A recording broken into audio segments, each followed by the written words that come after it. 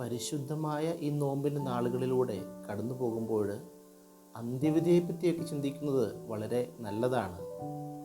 മനുഷ്യരായ നമ്മുടെ എല്ലാവരുടെയും ലക്ഷ്യമാണ് സ്വർഗത്തിലേക്ക് പ്രവേശിക്കുക, അല്ലെങ്കിൽ നിത്യജീവൻ കരസ്ഥമാക്കുക എന്നൊക്കെ. അതിനുള്ള തയ്യാറെടുപ്പും അത് നേടിത്തരുന്ന യോഗ്യതാ പരീക്ഷയുമാണല്ലോ നമ്മുടെയൊക്കെ ജീവിതം. നമ്മുടെ ഈ ജീവിതത്തിൽ ദൈവത്തോട് മാത്രം ചേർന്ന് നിൽക്കുന്നതല്ല നമ്മുടെ ജീവിതം, മറിച്ച് നമ്മുടെ കൂടെ വസിക്കുന്ന മനുഷ്യരോടും കൂടെയുള്ള ഒരു ജീവിതമാണ്. ഇത് ഒരു നാണയത്തിൻ്റെ ഇരുവശം പോലെ. ദൈവത്തെ സ്നേഹിക്കുക, മനുഷ്യരെ സ്നേഹിക്കുക എന്നത് കർത്താവ് പഠിപ്പിക്കുന്ന ഏറ്റവും വലിയ നിയമം തന്നെയാണ്.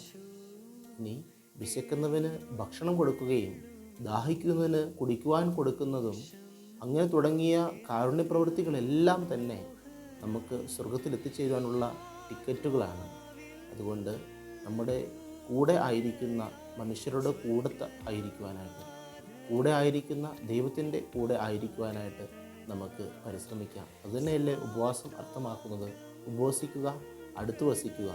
ദൈവത്തോടും മനുഷ്യരോടും എല്ലാവർക്കും നല്ല ഒരു ദിവസം നേരുന്നു.